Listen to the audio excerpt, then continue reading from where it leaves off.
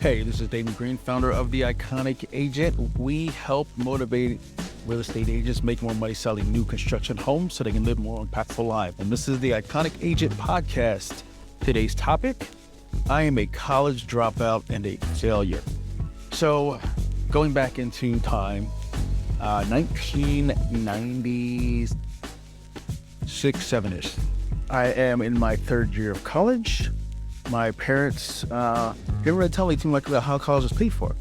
I have an older sister who's awesome. We're 4 years apart, but I have a younger sister, and we are 3 years apart. So my younger sister totally screwed up my education because she stole my tuition.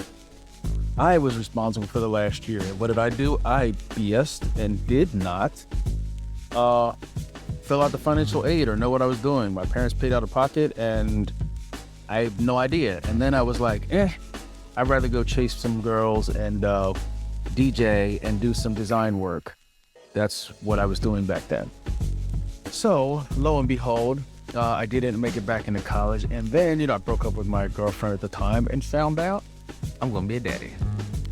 So I thought about going back to school, ended up going back was in Virginia, moving back to the Northeast. And I said, okay, I've got a kid to support, and ended up getting married and went through life, never finished college. Now, most people would look at that like, oh, it's a shame. Like you should finish college because, you get a greater opportunity. And I've always been kind of a black sheep, a rebel, question everything. And I don't really believe what the status quo believes. So, I decided to forge my own path. And what happened was I was like, okay, don't have a college degree, probably be easier. But what I am going to do is I'm going to make my way. So what I ended up doing, we went through a couple jobs. I did some valet in Atlantic City. I ended up working at Kinko's. Now, non-college graduate Damon is working in the business, what do they call it? Business center, basically the business management center of Kinko's in Cherry Hill, New Jersey. And I ended up working my way up to manager. Again, no college degree, which is not a big deal. Thought I wanted to go, work the corporate ladder, went to the trainees, the rah, and found another brother there who was a regional director. I was like, hey man, how do I get where you are? These, the whole normal work hard, the whole nine. But what I started to see was Rutgers University was not far. We would have Rutgers students coming there all the time. Again, I don't have a college degree. They're going to get a college degree. They don't know shit. I'm helping them. So I'm like, okay, fast forward.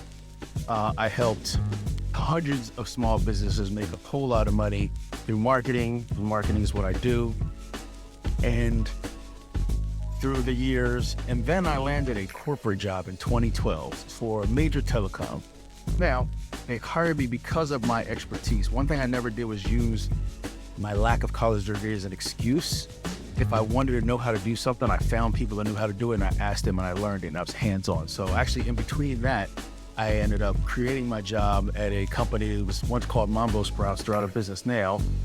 Ended up creating my own job there when they just wanted to bring me in and get out of there. Get in the corner office. And then as I started sharing ideas and helped them grow the company significantly through a lot of automation and things like that, they were listening to me. So I was like, screw you, I'm out. So I decided to leave. I did it, amicably. They didn't know the real reason behind that. The real reason was they didn't want to listen to me, so I was going to go do it myself. Went and created another company similar, sold that. Then started working on small businesses. Fast forward, again, forging my own way. Then I ended up working at a major telecom, and they're like, you should go back and get your degree. First of all, how'd you get the job here? But you should go back and get your degree because you should climb the corporate ladder. What they didn't know was I was making more than the VPs and executive VPs at the company. I was just took the Jay-Z approach, or actually Carlito's way approach. I did my job, I left. I had no desire to raise the corporate ladder. I was just about my money. So what I ended up doing was I ended up finally getting the boss to leave there, and here we are. The Iconic Agent's been going on for the last 7 years. Half of that, I was still working at the telecom. So I say that to say that it doesn't matter your situation, it's what you make of it. I've had people, ex-wives, et cetera, use their lack of college degree as an excuse as to why they're only making $30,000 or $20,000 or whatever. I've had ex-wives, because I have a few of them, also try to big me up like, oh, even though I was successful, and say, hey, you should be going to, or you are, my husband is doing this and he's this. I'm like, no, I'm a college dropout and this is what I'm actually doing. Don't lie for me. I'm not ashamed. If you're ashamed, that's not an issue. That's your issue. But I say that to say it doesn't matter where you are as a real estate agent. It doesn't matter what situation you're in. And surround yourself with successful people, mentors, and people whose life you would like to model, and you are not your past. So nothing's gonna prevent you from succeeding except for you. When you understand that, the choice is yours. And when you realize the choice is yours, you can do whatever you want to do. So if you're embarrassed by your life events or your lack of production, you had a bad year, or you don't know if you can survive in this market, or maybe your spouse just doesn't believe in you, I'd invite you to come on over to theIconicAgent.com. We'll help you with attracting predictably new construction and luxury new construction buyers. And we have a whole community to support you and help work through any challenges that you have. So head on over to theIconicAgent.com and we'll catch you on the next episode.